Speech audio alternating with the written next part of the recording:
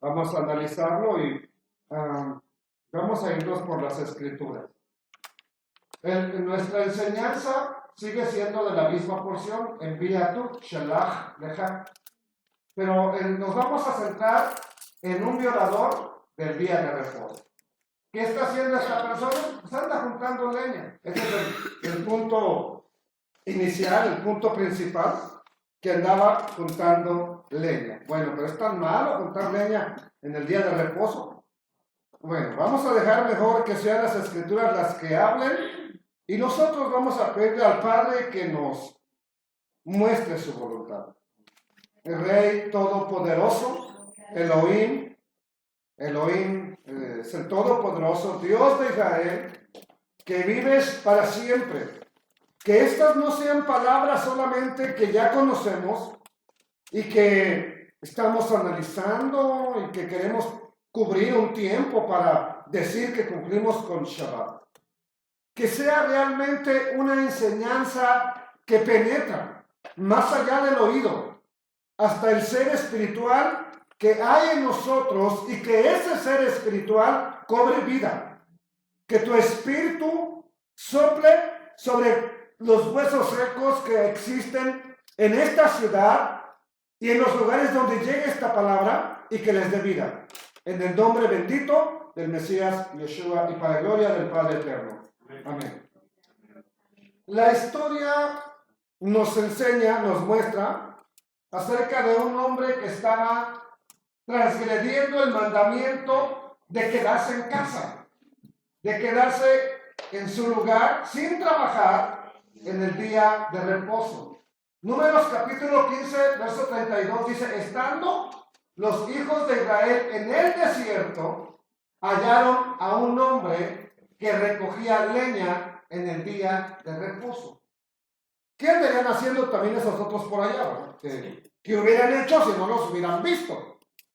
No lo sé, pero el punto es que encontraron a un hombre que estaba recogiendo leña en el día de reposo.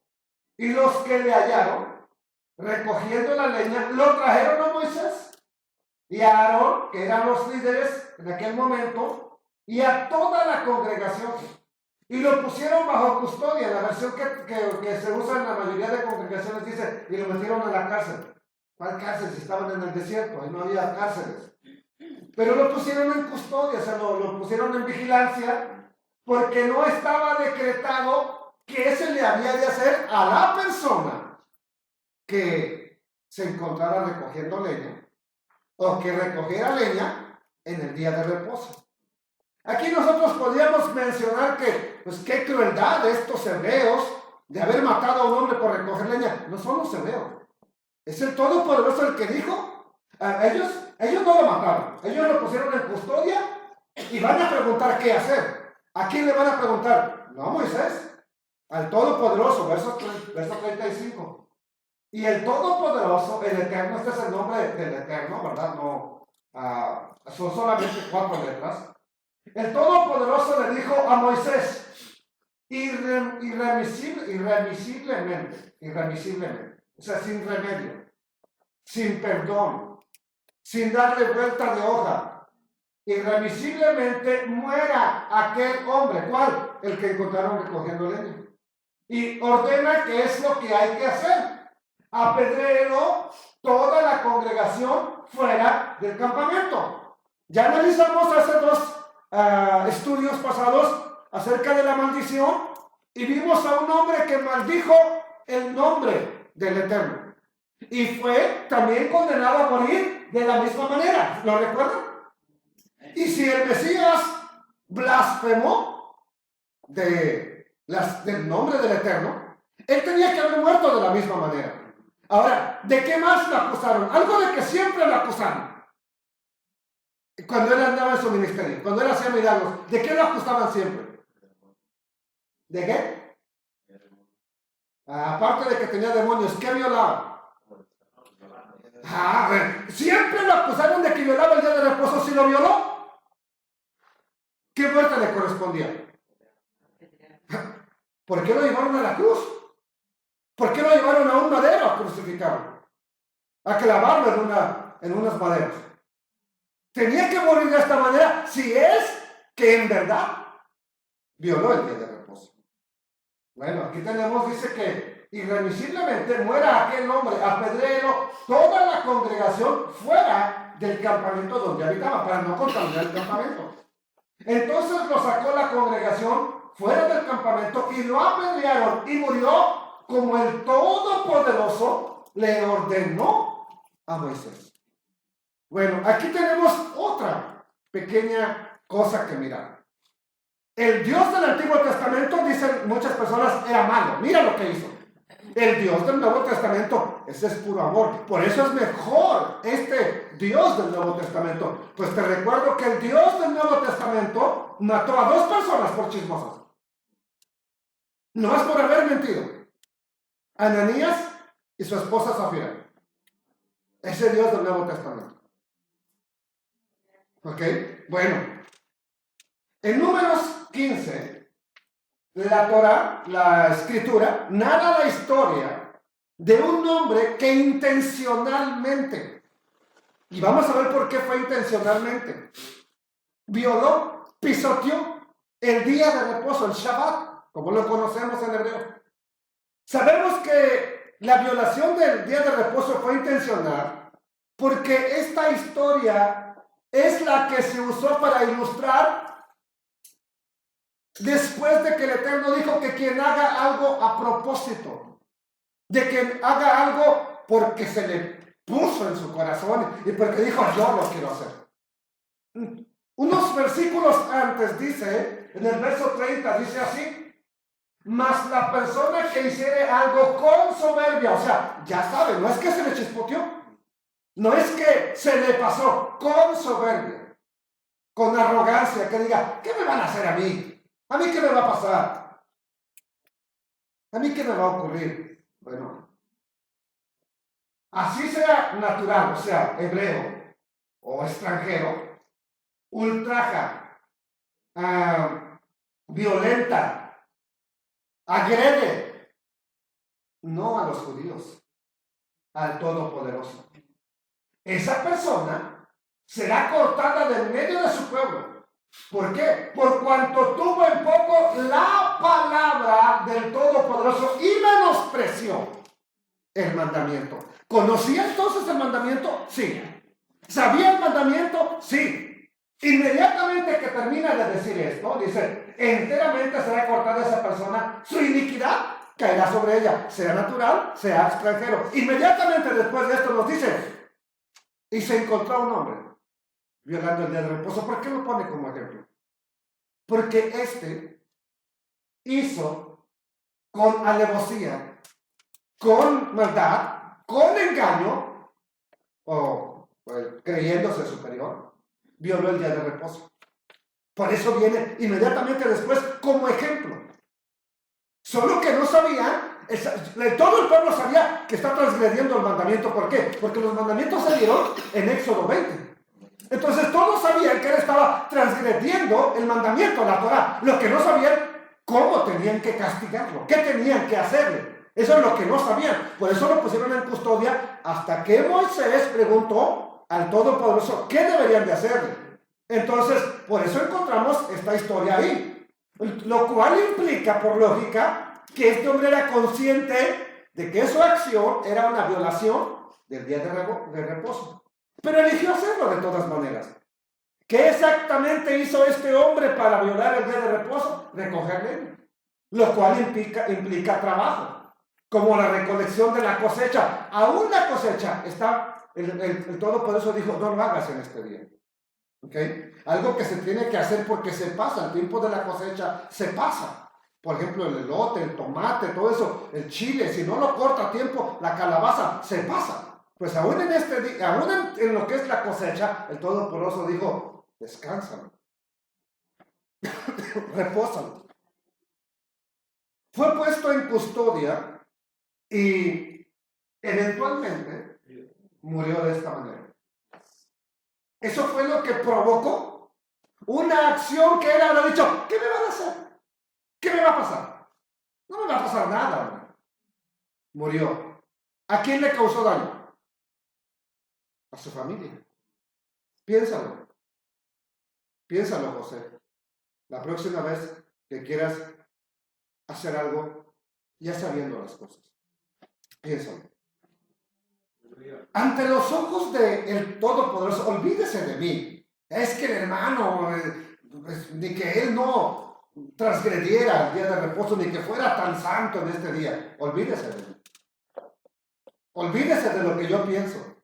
Ante los ojos de Elohim, violar el Shabbat, el día de reposo, es un asunto serio. Tan serio que él mismo ordenó darle muerte a esta persona. ¿Sí o no? Es un asunto serio. Entonces, si violar el Shabbat, el día de reposo, es una grave violación a la instrucción, a la palabra, es tener en poco la palabra del Todopoderoso, tanto que merece la muerte por lapidación, a pedradas.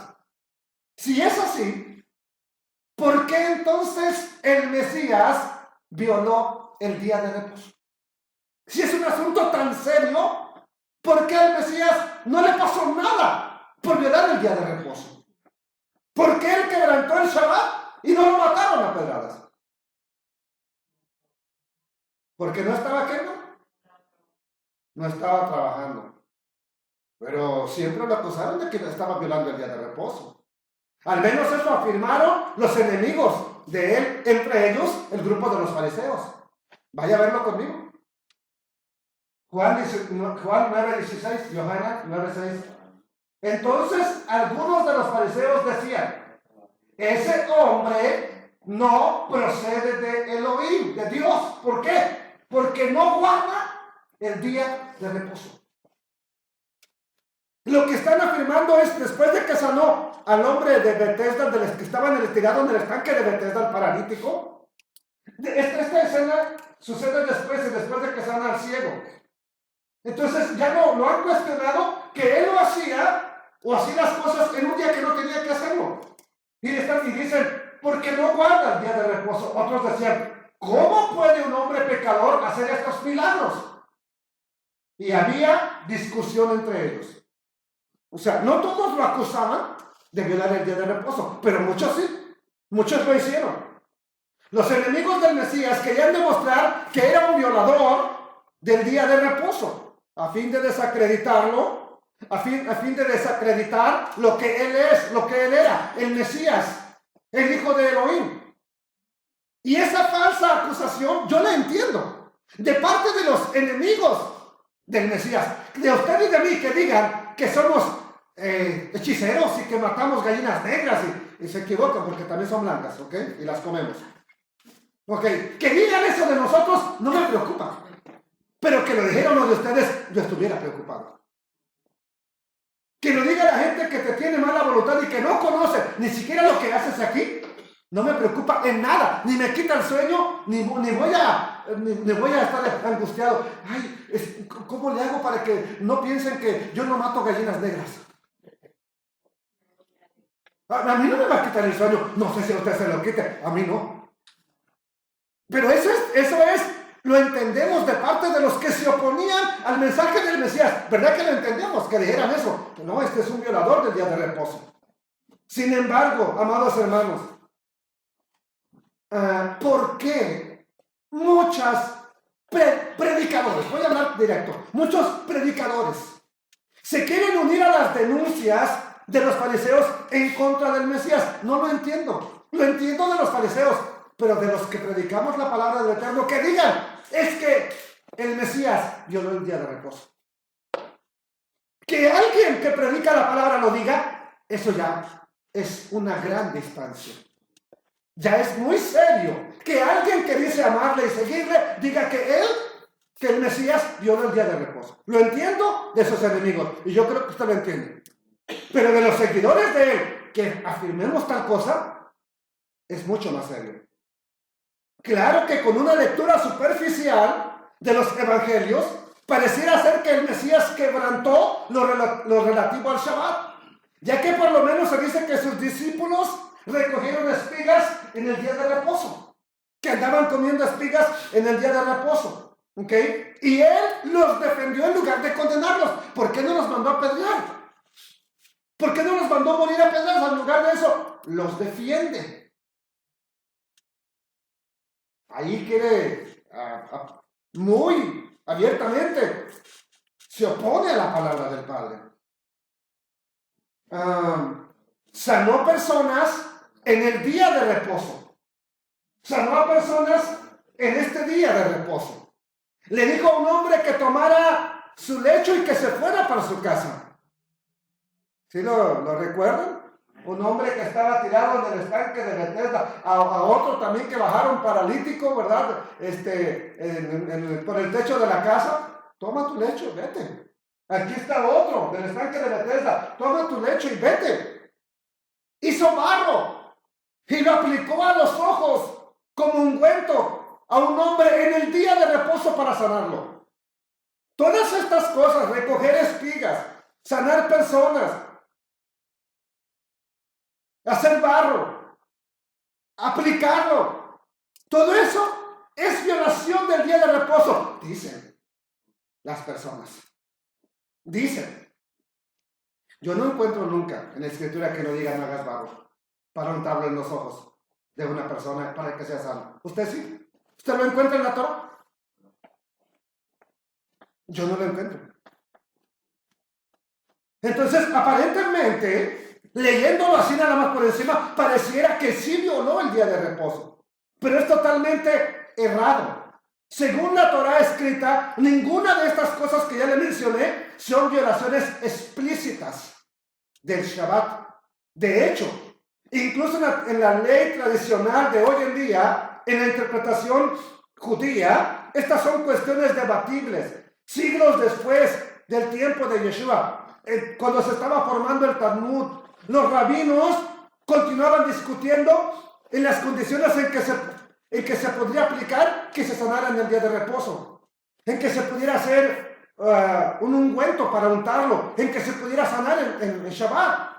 Lo seguían debatiendo porque no estaban de acuerdo. ¿Por qué? Porque no está escrito de esa manera.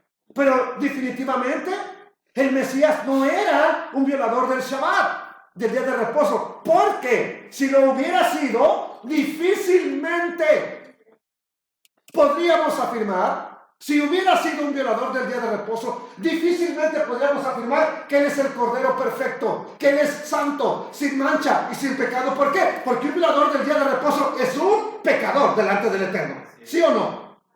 ¿Sí o no? Porque fue el Padre Eterno el que lo ordenó. El Padre del Mesías fue el que ordenó no violar el día de reposo. Y si el Mesías viola el día de reposo, es un transgresor de la Torah, de la Sagrada Escritura. Y ya no es entonces el Cordero perfecto. Bien sencillo. Cuando leemos las Escrituras desde la perspectiva correcta, resulta claro que el Shabbat tenía mucha importancia para el Mesías. Por ejemplo, los evangelios nos dicen que era costumbre del Mesías ir a dónde. A ver, aquí. Usted y yo somos seguidores del Mesías. ¿Qué tenemos que hacer? Entonces, ¿por qué nos vamos a otro lugar? Somos discípulos del Mesías, ¿verdad? Por lógica. Vino a Nazaret, donde había sido criado, y entró conforme a su costumbre el día de Shabbat, el día de reposo, el día sábado, o sábado porque así ya se le conoce hoy en día. Y esta es una traducción más moderna. Por eso dice sábado, porque ya es así como se conoce a este día, sábado. Y entró en el día séptimo en la sinagoga y se levantó ¿a qué? A leer. ¿Leer qué? Ni modo que la alarma, el newspaper, una magazine, una revista, no. Se levantó a leer las Sagradas Escrituras. Él tenía esa costumbre, ¿por qué? Porque su padre lo había ordenado. Su Padre Eterno había dado la orden de que 6 días trabajaras y el séptimo día vayas a tener una santa convocación. una santa convocación. ¿Seguro? Sí, véanlo aquí conmigo. Vaikra, Levítico 23:3. 6 días se trabajará. Haz todo lo que quieras. Aclaremos, antes de irnos a condenar a todo el mundo. Si usted es bombero y se está quemando la casa de su vecino, puede ir a apagar el fuego. ¿Sí? Si usted es doctor y tiene que ir a salvar una vida, vale. Si usted es policía y le toca trabajar, alguien tiene que mantener el orden. Pero si no somos nada de esto, hermanos, no le estemos haciendo también al loco. Haciéndole al bombero cuando pues, ni sabemos cómo apagar un fuego, cómo extinguir un fuego. 6 días se trabajará, mas el séptimo día será de reposo. Aquí es donde las personas me dicen, es que, bueno, si es día de reposo me tengo que quedar en mi casa. Me tengo que quedar con mi familia. ¿Sabe qué? Estoy perdiendo mi familia. Tengo que hacer algo para ganar a mi familia. Pero te voy a decir una cosa. ¿Por qué estás perdiendo a tu familia? ¿Por tanto que buscas de Dios o porque no le buscas? ¿Estás perdiendo a tu familia por tanto trabajar o por ir a la congregación? Si tu problema es tu familia, pida un día de descanso en su trabajo y váyase a donde quiera. Le echamos la culpa a Dios de lo que no tiene culpa. El único día que dijo que estemos con Él es en mi familia. Pero no estás perdiendo a tu familia, o tu familia no se está perdiendo por Dios, se está perdiendo porque no hemos buscado de Él hoy. ¿Quieres ir con tu familia? Ve. ¿Por qué no estabas el domingo? Es primer día de la semana. ¿Por qué no me voy yo el domingo? Porque queremos, bueno, y las personas que van el domingo a la iglesia, a la congregación, y que dicen que es el día de reposo, están locos también. No, es que Dios dijo que reposemos, que estemos en casa, y tenemos que recuperar la familia, recupérala, pero no uses el tiempo de Dios. Estás perdiendo a tu familia se está perdiendo por tu trabajo. Vaya y hable con su patrón, dígale que no puede trabajar 5 días. Sencillo. ¿Para qué quiere trabajar tanto si está perdiendo la familia? Hay que poner las cosas en la perspectiva correcta. ¿Por qué se está perdiendo el control? Y no es por tanto buscar de Dios. Si así fuera, hermanos, otra cosa fuera en nuestra vida. Bendito el Padre Eterno. 6 días se trabajará, mas el séptimo día será reposo. Tiene que haber santa convocación. Ningún trabajo harás. Día de reposo es para quién, no para los judíos, para el Todopoderoso, en donde quiera que vivas, en donde quiera que habites, en donde quiera que vivamos. No es que eso nomás era en Israel, donde quiera que vivas. La palabra griega para sinagoga es la palabra que en español conocemos como asamblea. No es iglesia, es asamblea, el lugar donde se reúne la asamblea. Y vemos al Mesías pasar el Shabbat, ¿en dónde? En la asamblea. ¿Qué hace entre la asamblea? Les lee la palabra, les enseña la palabra, y era su costumbre. No es que ese día no tenía nada que hacer y dijo, voy a ir a la sinagoga. No, era su costumbre. ¿Por qué nos reunimos el día séptimo? Vaya, llegue al calendario y vea cuál es el primer día, cuál es el séptimo. ¿Por qué nos reunimos el día séptimo? Y la gente nos dice, me preguntan mucho, ¿y a poco tienen servicio a mediodía ustedes? Sí tenemos. Pero, ¿que no todo el mundo trabaja? Bueno, trabaja todo el mundo, nosotros no. ¿Sí? Todo el mundo puede trabajar, nosotros descansamos y vamos a cumplir lo que dice la palabra. No son muy fanáticos, no. Estamos tratando de hacer lo que dice la palabra. Tampoco somos super espirituales, no. Aclaremos, no lo somos. Estamos tratando de poner en práctica lo que hasta aquí hemos aprendido. Nada más, hermanos.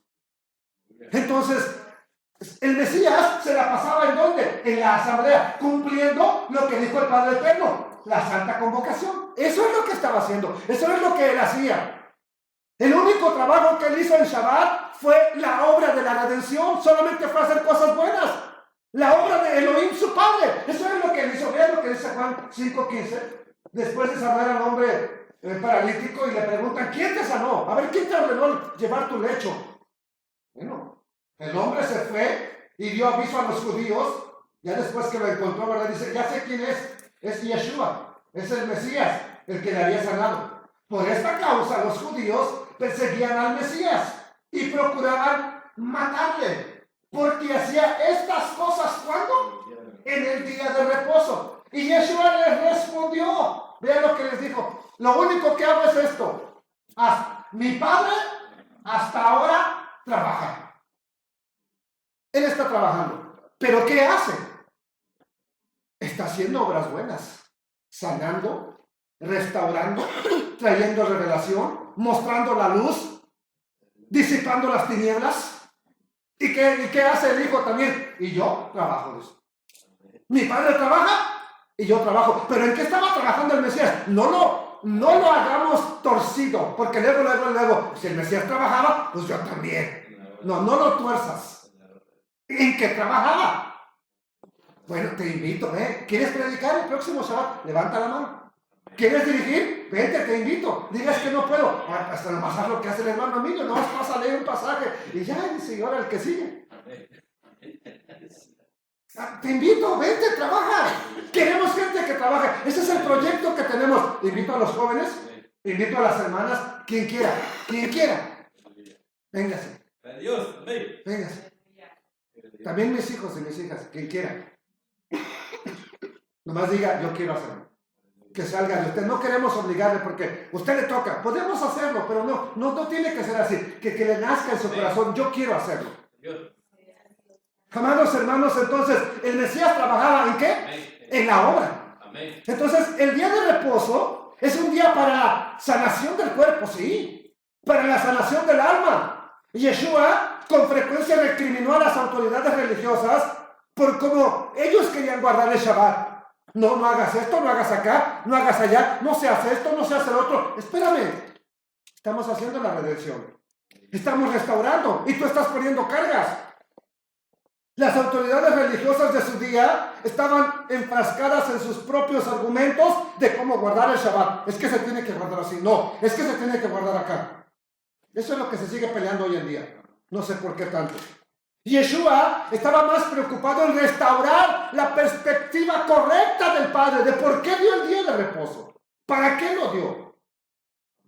Y eso es lo que él vino a hacer. Y vino a enseñarlo. ¿Va usted a hacer el bien en el día de reposo? No puede venir porque va a hacer el bien, hágalo. No me preocupa. Me preocupa que no venga y que ande usted perdiendo su alma. Eso sí me preocupa. ¿Por qué? Porque estamos trabajando para el reino. Y estamos orando por usted. Y no puede ser que nosotros estemos aquí orando por usted y usted bien campante por allá, ¿verdad?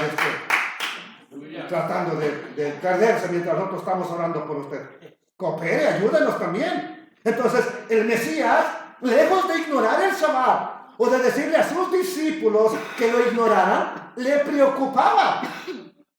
¿Cómo debería de guardarse? Y de acuerdo a lo que él enseñó, el espíritu correcto de guardar el Shabbat es haciendo lo que él hizo. ¿Qué hacía el Shabbat? Otra vez lo pregunto. Hacía lo correcto.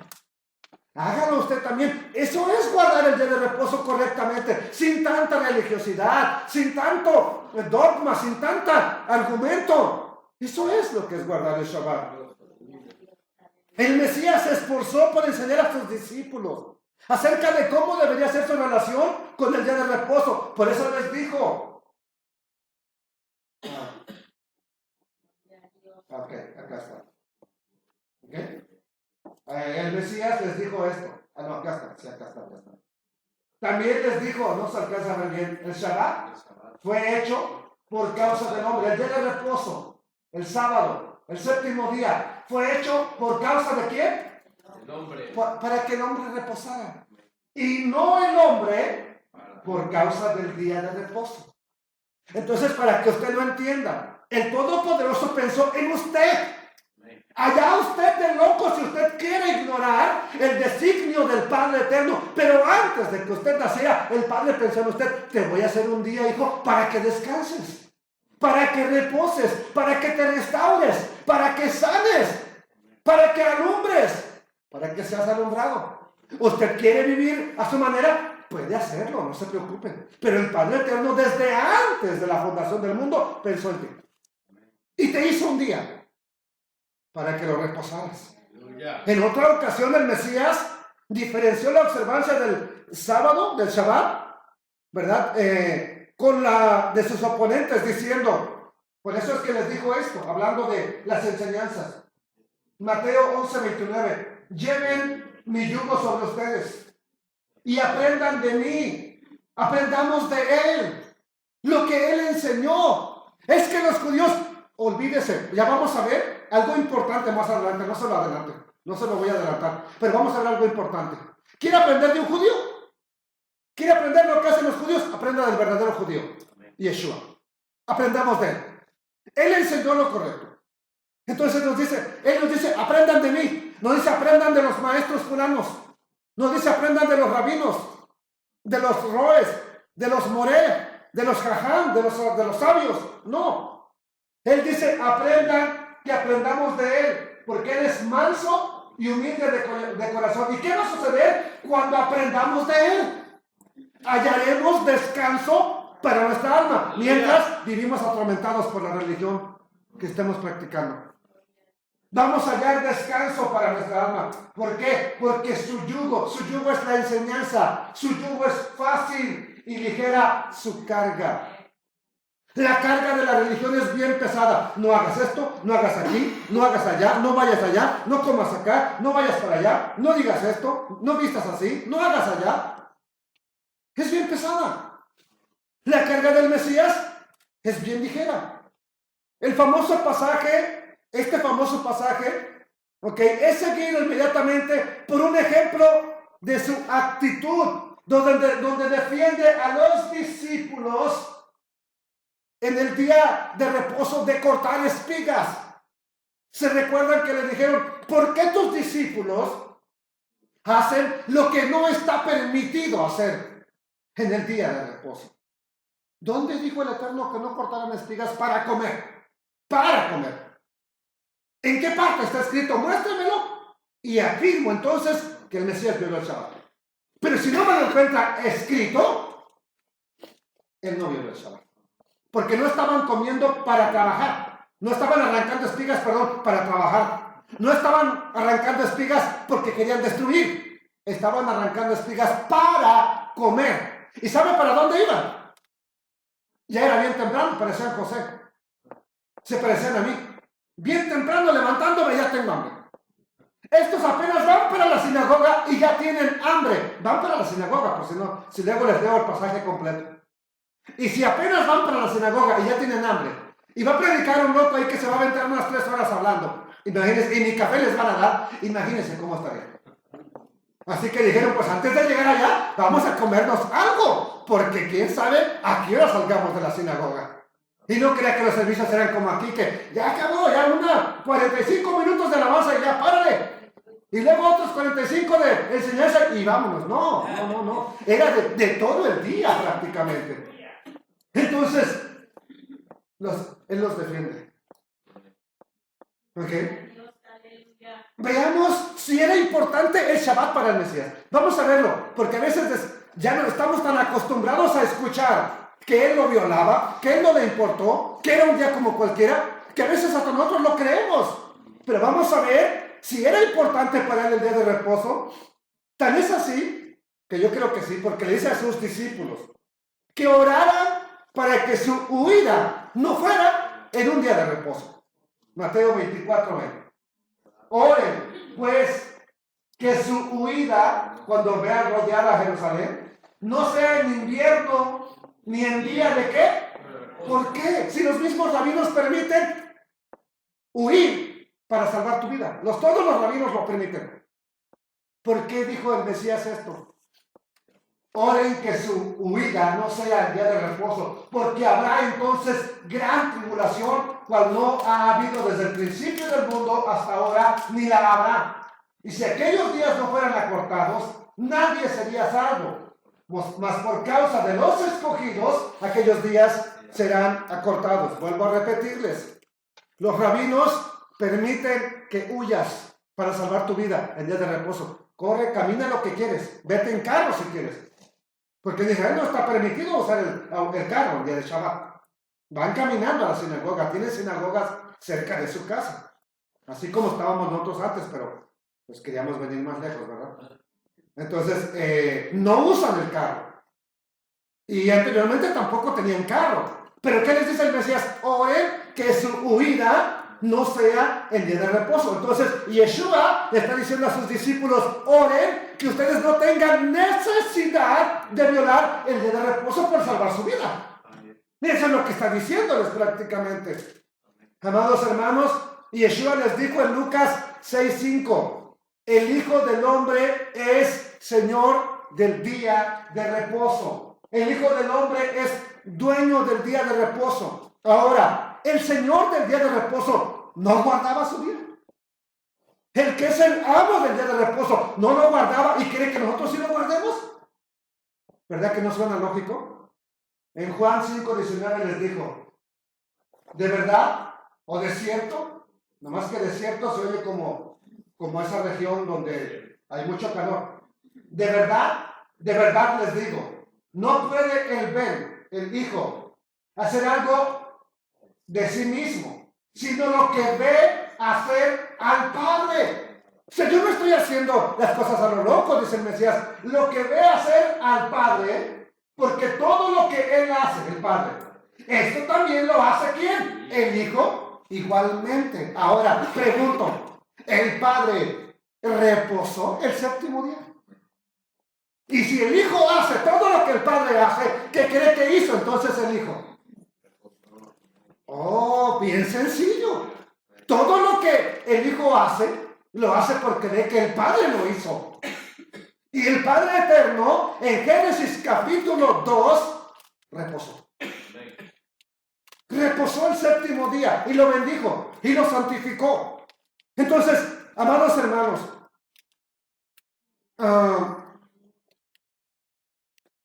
siendo esta la manera de comportarse, ciertamente el Mesías guardó el día de reposo. Después de todo, fue su mismo Padre quien reposó primero, dándonos ejemplo de lo que teníamos que hacer. Y lo estaba reposando, es porque el Padre Eterno había declarado este día santo, bendecido, un día de bendición, un día apartado para Él. Por esa razón el Mesías lo hace. Si hay alguna duda entonces sobre lo que el Mesías enseñó a sus discípulos a hacer en el día de reposo, solo busquemos en la historia cuando Él es muerto y sepultado. Si Él les enseñó a sus discípulos que el día de reposo era un día como cualquiera otro, ¿qué harían sus discípulos en el día de reposo? ¿Esperar, descansarlo o ir a ungirlo? A ir a untarle los perfumes, las especias aromáticas, aunque fuera día de reposo. ¿Qué hubieran hecho? Si se les hubiera enseñado que el día de reposo era como cualquier otro, hubieran ido en ese día. ¿Pero qué hacen? Vamos a verlo. Lucas 23:54. Era día de preparación y estaba por comenzar el día de reposo, el Shabbat. Las mujeres que habían venido con él de Galilea también lo siguieron y vieron el sepulcro y cómo pusieron el cuerpo. Entonces regresaron a la aldea, a la ciudad, y prepararon especias aromáticas y perfumes para ungir el cuerpo. ¿Y qué sucedió? Y reposaron el día de reposo conforme al mandamiento. No pareciera que estas mujeres son discípulas de un violador del día de reposo. No parece que lo sean. Para los discípulos del Mesías, el día de reposo, el día de Shabbat, el día que él estuvo en el sepulcro, era tan sagrado que ni siquiera lo violaron para atender el cuerpo de su maestro, ni siquiera para eso. Cuando en los demás días, toda la familia judía lo que hace es ungir el cuerpo. No están dejando que pasen los días precisamente porque no quieren que apeste, que huele, que llene todo de olor. Lo hacen lo más pronto posible. Ellas aquí reposaron el día de reposo y después fueron a querer ungirle, a buscarle. Entonces, si el Mesías les hubiera enseñado a ignorar el día de reposo, que era como cualquier otro día, ellas no se hubieran preocupado de reposar conforme al mandamiento, hubieran ido, nada los hubiera detenido. Se hubieran ido a hacer lo que tenían que hacer por amor a su maestro. Acuérdense que le amaban. Le siguieron por amor, no por lo que estaban ganando. Amados hermanos, y aquí vamos a pasar algo importante. Y vamos a ir al hilo de color azul. Me gustó este sillón, ¿cómo están? ¿Okay? Y aquí vemos que tiene cada uno de estos tiene un hilo de color azul. ¿De dónde surge este mandamiento? Después de la historia, más adelante de la historia, del hombre que murió por cortar leña, por contar leña. Dice en el verso 37 del capítulo 15 de Números: el Todopoderoso le dijo a Moisés lo siguiente: háblale al pueblo israelita y dale instrucciones de que se hagan flecos. Flecos son estas cositas, lo voy a enseñar aquí. Flecos son estos. Estos son los flecos. Todos estos colgaditos que tienen aquí. Estos son los flecos. ¿Ok? Que se hagan flecos en los bordes de sus vestidos por sus generaciones a través de las edades, y que pongan un cordón azul en el fleco de cada esquina. De cada esquina. Un cordón azul en el fleco de cada esquina. ¿Ok? El Eterno ordenó a los israelitas colocar los flecos, lo que se conoce, esto se conoce en hebreo como tzitzit. En plural son tzitziyot, en las 4 esquinas de la prenda de vestir. Ahora, en el tiempo antiguo, este mandamiento tenía más sentido de lo que tiene el día de hoy. ¿Por qué?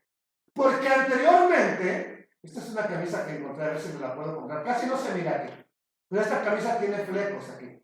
Sin embargo, miren, vean la vestidura y vean los flecos que tiene acá. Todos los vestidos prácticamente lo tenían. Incluso los vestidos artesanales en México, todos llevan flecos, todos. El gabán, todos llevan flecos. Entonces, anteriormente tenía más sentido porque todas las vestiduras llevaban flecos prácticamente. Hoy en día no. Entre más rabón sea, ¿verdad? Es mejor para la gente. Bueno, en la antigüedad, la prenda principal, aquí la vemos, miren también, es una ilustración del Mesías echando fuera a los cambistas, ¿verdad? Y vea abajo su túnica, los flecos que tiene. Cada túnica tenía flecos, que son estos hilos que están colgando por los lados. Todos estos hilos tenían. Entonces, había una túnica de forma rectangular, como un poncho, como un gabán, como un poncho como lo conocemos. Y en hebreo, cada esquina de la prenda de vestir se le llama kanaf. Esta es una representación del rey Josías, que derribó todos los altares, acabó con la idolatría, y también vean su vestido como tiene flecos. Sin embargo, después pasó algo similar así en el pueblo de Israel. Por la persecución que tuvieron, por los cambios que hubo en la cultura, ahora muy pocos lo usan así, de esta manera. Esta es la forma como cambió. Y las 4 esquinas, a estas 4 esquinas que tenemos aquí, 2 acá y 2 acá, se le llama kanaf, que también se conoce como alas. Es la misma palabra para alas en hebreo. Debajo de sus kanaf o de sus kanof estarás seguro. Debajo de las esquinas del Eterno estarás seguro. En los días de Moisés y en los días de los apóstoles, la gente no llevaba manto de oración. No usaban, esa es una teoría muy loca que nos dijeron. No usaban manto de oración como se usa hoy en día.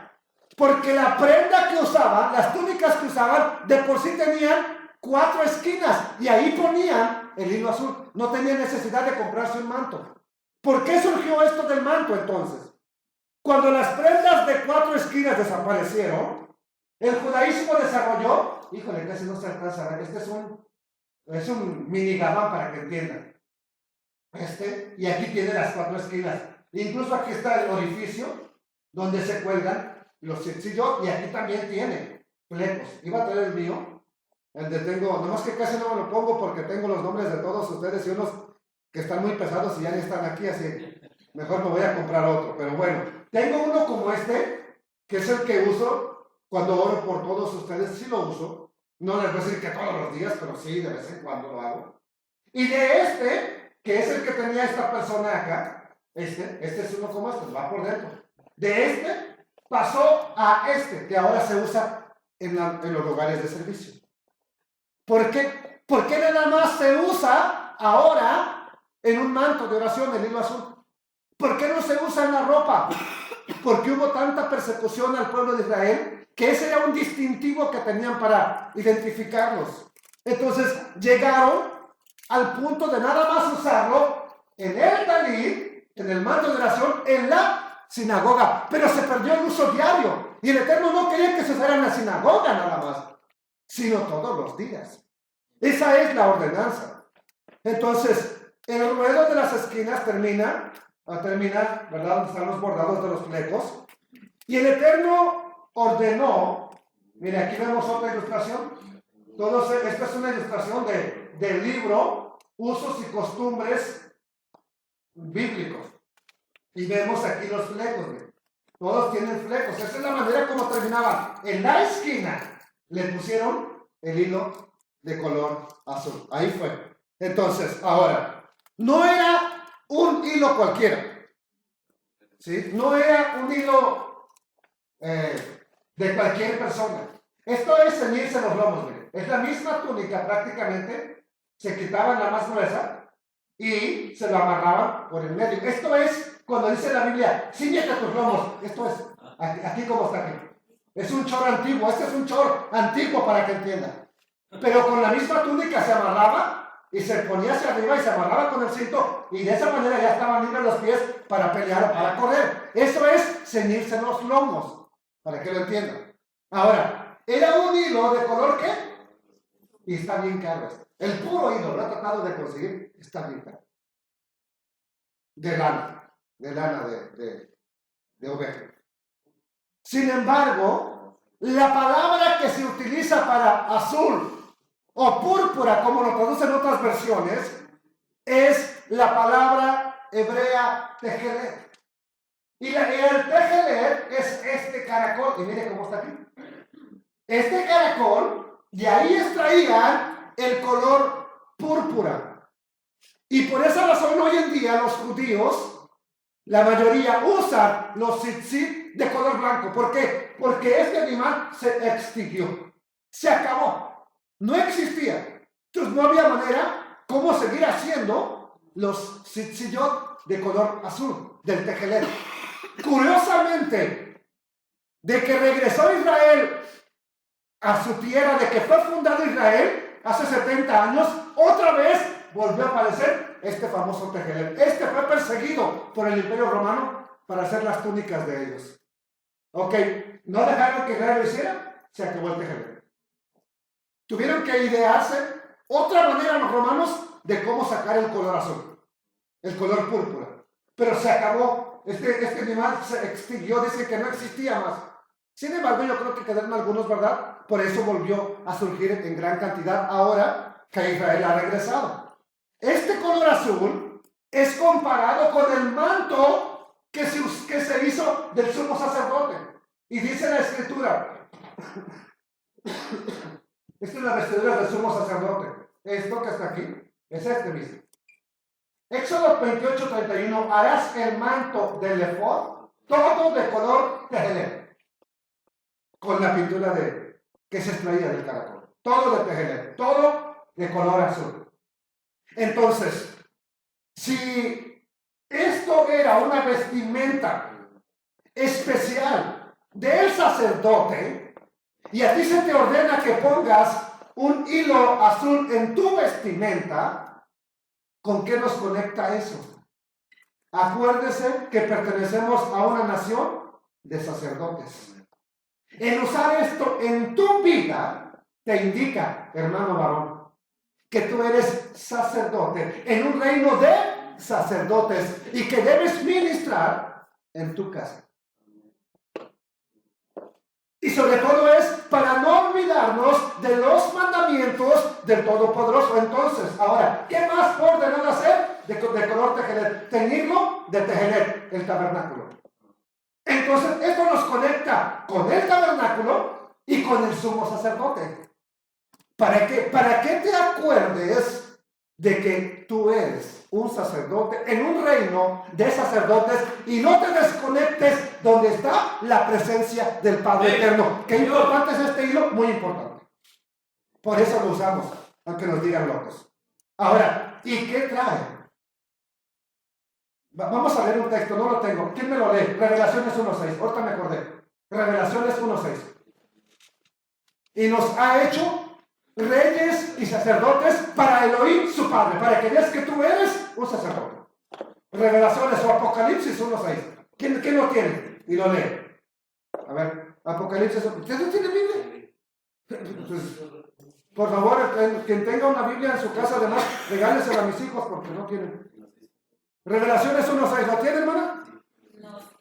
Y nos hizo reyes y sacerdotes para Dios su Padre.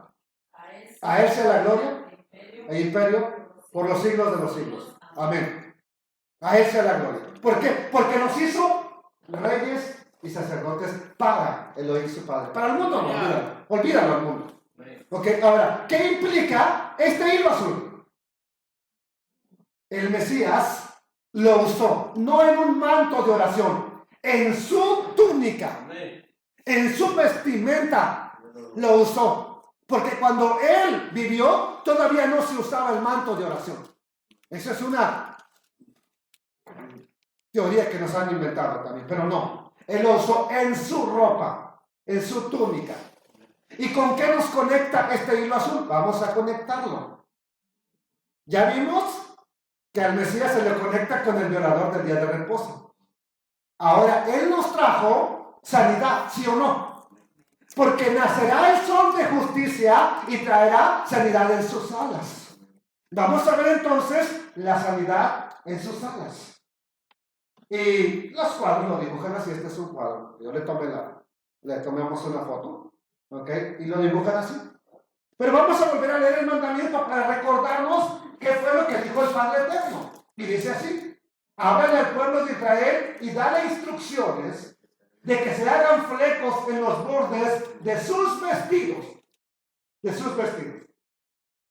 Por todas sus edades. Que pongan un cordón azul en el fleco de cada esquina. Ok. Entonces, Yeshua llevaba tzitzit, usaba los tzitzit. ¿Usted qué piensa? Es un mandamiento del Padre Eterno. La pregunta es, ¿y nosotros cuándo vamos a empezar a usar? Porque no es para la congregación, es para diario. Si no lo hizo, si el Mesías no los usó, habría violado el mandamiento de hacerlo. Y entonces otra vez ya no califica como el ser perfecto que pagó por mis pecados. Tuvo que haberlos usado. En una ocasión criticó a los que lo acusaban siempre, porque siempre lo andaban viendo en qué fallaba. Los acusó y les dijo de esta manera. Les dijo: antes hacen todas sus obras para ser vistos por los hombres, pues ensanchan sus filacterias, esto que está aquí. Y extienden los flecos, ensanchan sus filacterias y extienden los flecos de sus manos. Vamos a ver qué es fleco. Vamos a ver qué es el tzitzit. Vamos a verlo. Aquí vamos a aclarar una cosa. Mira, el Mesías condenó a los que usaban esas cosas en su ropa. Espérame. Los acusó de que hacían las cosas para ser vistos por los demás, no que lo hacían por amor a la palabra. Ahora, los criticó por agrandarlos, no por usarlos. Porque dice, extienden, ensanchan. Los criticó porque los hacían más grandes. ¿Por qué? Porque entre más grandes, más piadosa parecía la persona. Eso es lo que está criticando el Mesías. No el que los usaran, sino el que los hicieran más grandes para parecer más piadosos. Ese es el punto que está tocando. La palabra griega usada para flecos es cráspero Una palabra que la versión de los 70 utilizó para traducir tzitzit en Números 15:38. Craspedón. ¿Y qué dice? De acuerdo con los evangelios, Yeshua mismo llevaba craspedón, tzitzit para que entiendan hebreo. Los 3 evangelios sinópticos narran la historia de la mujer del flujo de sangre y que se colocó por detrás del Mesías caminando hasta que lo tocó. Y dice la escritura en Marcos 5:28, porque decía, si tocare tan solamente su manto, seré salvo. Eso es lo que dice aquí. Vamos a ver otro texto. Lucas lo relata que la mujer llegó por atrás y se le acercó y también tocó en su manto. Se le acercó por detrás y tocó el borde. Aquí el borde del manto es craspedón. Tocó el tzitzit, lo que tradujo la Septuaginta en Números 15 como craspedón, del hebreo tzitzit. Aquí es la misma palabra, tocó el craspedón de su manto y al instante se detuvo el flujo de su sangre. No se alcanza a ver muy bien la escritura, ¿verdad? Pero aquí ella está extendiendo la mano para tocar el tzitzit, el craspedón. En otras palabras, se colocó por detrás, se agarró del tzitzillot, de la túnica, de la parte posterior de él. Entonces, ¿pero por qué? ¿Por qué ella toca el borde de su túnica? ¿Por qué toca el borde de sus vestidos? Y ella sabe que va a ser sana. ¿Por qué? Bueno, quiero decirles que no era la única persona que sabía eso. Muchas personas lo conocieron o lo sabían o lo creían en los tiempos del Mesías. Hay un libro que leí, ¿ok?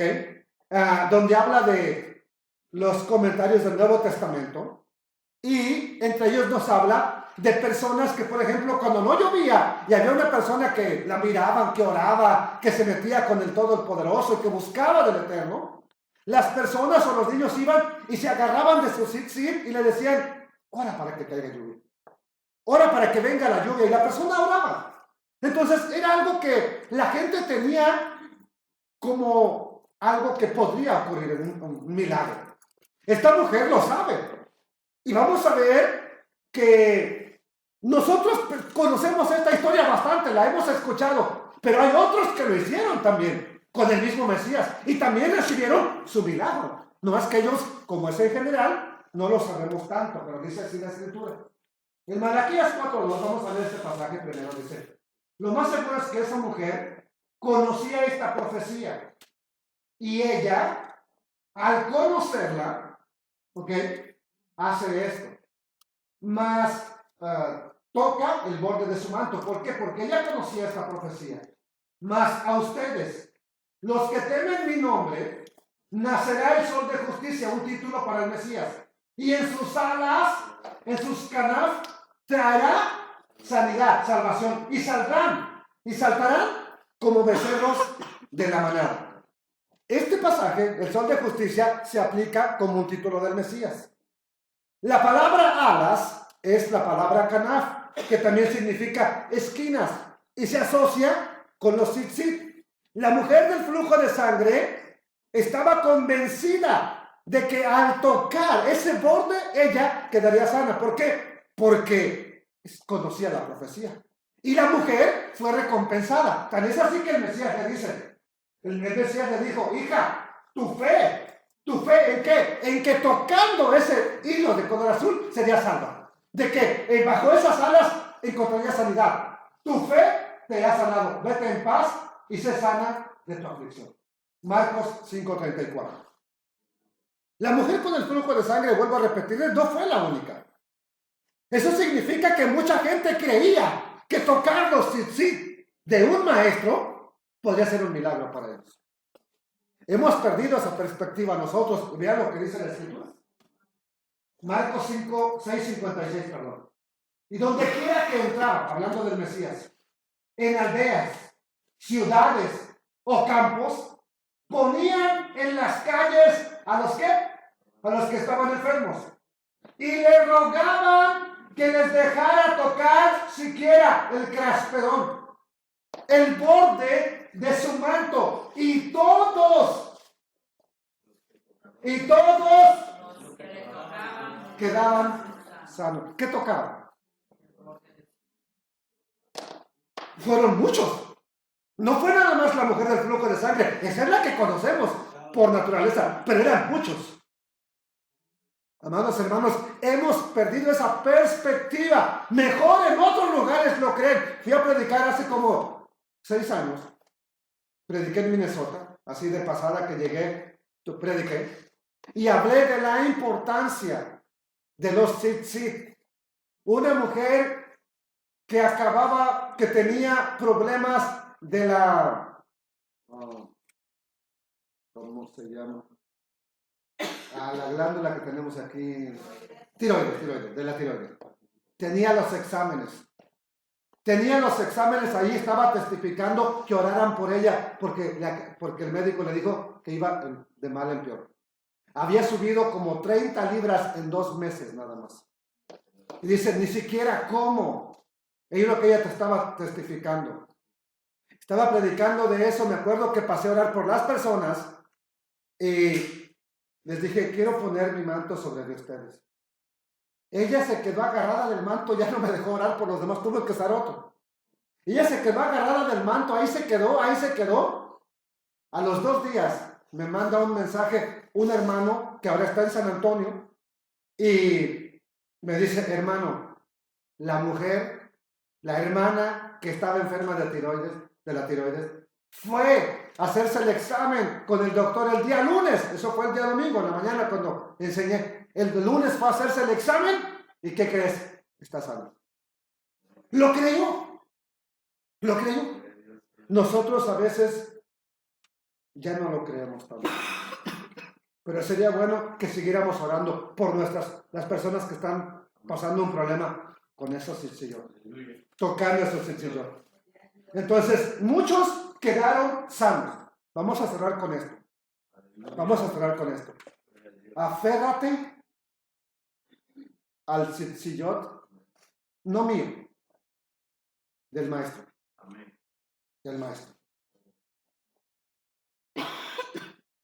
Números 15:39. Tendrán pues flecos para que cuando los vean se acuerden de todos los preceptos. ¿Para qué son? Para acordarnos de los mandamientos del Todopoderoso. Así los cumplirán y no seguirán los caprichos de sus corazones y de sus ojos que los han arrastrado a prostituirse. ¿Qué los llevó a adorar el becerro de oro? ¿Qué los llevó a cometer idolatría en Moab? Que se olvidaron de los mandamientos. Pues para que no se olviden.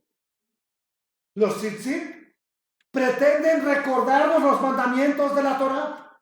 El Todopoderoso dijo que los tzitzit nos deben recordar esos mandamientos de Él. Por lo tanto, los tzitzit representan los mandamientos de Abba.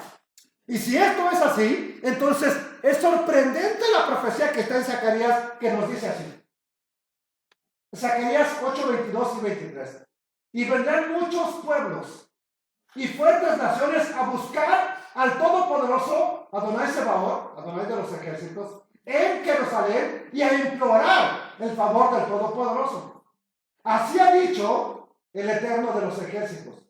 En aquellos días acontecerá que 10 hombres de las naciones de toda lengua tomarán del manto ¿a quién? A un judío, diciendo: iremos con ustedes, porque hemos oído que el Todopoderoso está con ustedes. Este profeta, mirando hacia el futuro mesiánico, predice, enseña acerca de el reino del Mesías. Perdón. Y habla de 10 personas de las naciones agarrándose del manto de un judío, de los canaf, de las esquinas del manto de un judío. Esta profecía plantea algunas preguntas. ¿Quiénes son esos 10 hombres de las naciones? ¿Qué significa que se aferran a los tzitzit? ¿Qué significa? ¿Cómo pueden 10 hombres de todas las naciones hacerlo. ¿Quién es ese judío del que se toman, del que se agarran? Ya la mujer ya lo hizo. Muchos ya lo hicieron y recibieron lo que esperaban. ¿Cuál es la implicación de las personas agarrándose de los tzitzit de un judío? Y no digamos que de usted o de mí, no. ¿De qué está hablando? En el judaísmo, 10 personas es lo mínimo que compone una congregación, un minyan, como se le llama. Es el representativo de una congregación. Entonces, esos 10, agarrándose de un judío, son la representación de la congregación de los gentiles agarrándose del manto de un judío. Pero ¿quién es ese judío? ¿Quién es el judío? ¿A quién representa? ¿O quién podría ser la figura de ese judío del cual se están agarrando? ¿Por qué no me voy a agarrar de cualquier loco judío? ¿De cuál judío entonces está hablando? Del Mesías, del Hijo del Bendito. Entonces, serían gentiles aferrándose del Mesías. Esa sería la idea. Si los tzitzit representan los mandamientos del Padre Eterno, al agarrarse, los 10 hombres de las naciones, agarrando los mandamientos del Eterno, se trata de la imagen precisa de lo que son las naciones en Israel, en el pueblo de Israel. ¿De qué se trata? Que vengan y se agarren de la misma palabra que les fue dado a Israel. No que vivan separados, no que vivan aparte, que tengan la misma instrucción. ¿Cómo terminamos el estudio en la mañana? La misma ley la misma Torah es para un natural como para uno que viene de afuera. La misma. Entonces, esto no se miraba hace mucho tiempo, pero hoy estamos viendo a personas levantarse y quererse agarrar de los mandamientos. Pero las personas mismas tienen en su ser, los que no nacieron hebreos, de decir, eso no es para nosotros. Los mandamientos son para los hebreos, para los judíos. Y sí, la verdad es que eso es lo que dice la palabra. La palabra dice, por tanto, recuerden que en otro tiempo a ustedes los gentiles en la carne los llamaban incircuncisión, los de la llamada circuncisión que se hace con mano en la carne. Acuérdense de que en aquel tiempo, cuando vivían como gentiles, estaban sin el Mesías, apartados de la ciudadanía, la comunidad de Israel, ajenos a las alianzas de la promesa, estando sin esperanza y sin Elohim, sin Dios en el mundo. Esa era la condición en que estábamos. Pero ahora, en el Mesías, ¿cómo estás? Aquí está. Pero ahora, en Cristo Jesús, en el Mesías Yeshua, ustedes que en otro tiempo estaban lejos, han sido acercados. ¿Acercados a dónde? Al pueblo del Mesías, a la familia del Mesías. Han sido acercados por la sangre de ese Mesías. Antes de vivir en el Mesías, los que vivimos como gentiles no teníamos ninguna razón para guardar los mandamientos del Padre. No había un motivo de por qué. Sí, sobre todo los mandamientos que distinguen al pueblo de Israel, como el Shabbat, las fiestas, todo eso, la celebración de Pesaj, todo eso que conecta. Pero al agarrarnos del Mesías, al aferrarnos del Mesías, el gentil entra en pacto con el Dios eterno y se le provee la ciudadanía de Israel. Entra en el pacto y entra a formar parte del pueblo del Eterno. Y con ese estatus vienen también obligaciones. No nada más es privilegios, también viene la obligación de guardar los mandamientos, de buscar el rostro del Padre Eterno. Entonces, esto sonaba raro antes, pero hoy estamos viendo un despertar. Sin embargo, hay una frase que está confundiéndonos. Hay una frase que se menciona mucho: judíos y gentiles adorando juntos al Padre Eterno. Eso es muy errado. Muy errado. Suena muy bonito y nos acostumbramos ya a escucharlo.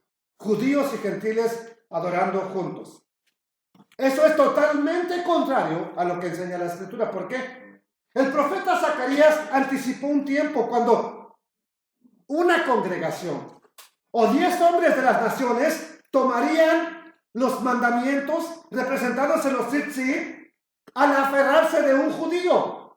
Al agarrarse de un judío. ¿Y quién es el judío por excelencia? Aquí tengo una forma. Así ha dicho el eterno Adonai Sebaot. En aquellos días acontecerá que 10 hombres de las naciones de toda lengua tomarán del manto a un judío diciendo, iremos con ustedes. ¿Quién es ese judío del cual nos hemos agarrado? Yeshua el Mesías. Si tú estás agarrándote de él, tienes que saber que te invita a reconocer esto. Y esto te invita a reconocer la palabra del Padre. Estamos viendo un cambio. Hoy personas están deseando agarrarse de este Mesías hebreo. Agarrarlo, no soltarlo.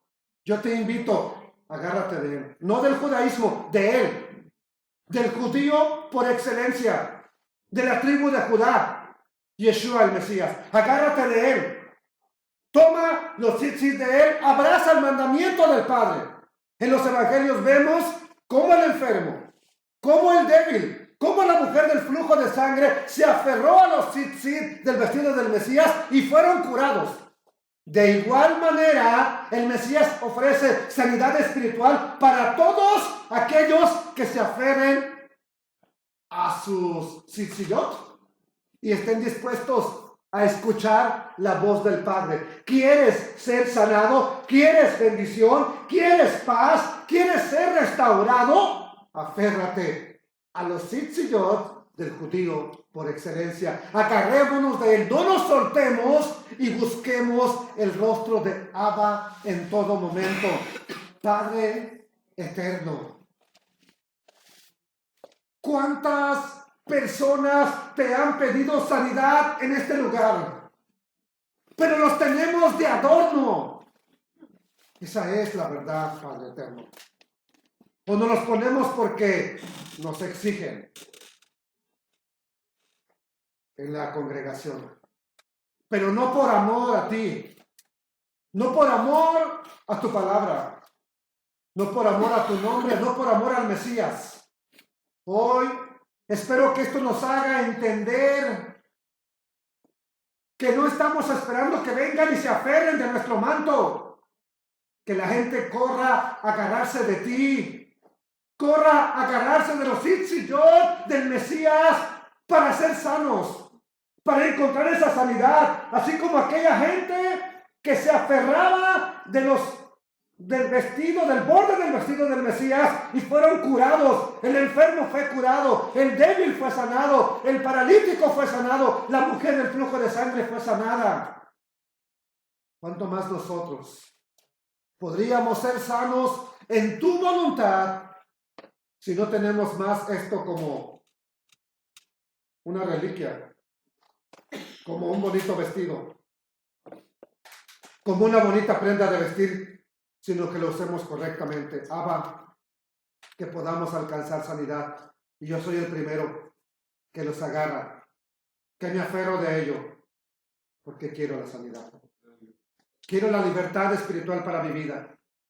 Quiero estar unido a mi Mesías, a ese judío verdadero, a ese judío que viene de la tribu de Judá, a ese descendiente por naturaleza, a ese león de la tribu de Judá. Quiero estar agarrado de él. No quiero separarme de él. Hoy te lo pedía mientras te alababa, mientras te exaltaba. Permíteme amar más a mi Mesías. Perdóname si he descuidado ese primer amor, pero aquí estoy aferrándome, agarrando con fe. Esos tzitziyot, Padre, esos tzitzit, creyendo, lo creo. No nada más es porque estoy loco, yo lo creo, Padre eterno. Yo creo que tú traes liberación a mi familia, a mi hogar, a nuestra congregación, a nuestra ciudad, pero usemos las cosas como tienen que ser, no como reliquias mágicas, no como amuletos, como lo que tiene que ser para lo que nos tiene que recordar. En el bendito nombre del Mesías Yeshua y para gloria y exaltación del Padre eterno. Gracias, Rey de Israel. Gracias, Padre eterno. Bendito sea tu nombre. Bendito seas, Rey Todopoderoso. Amén.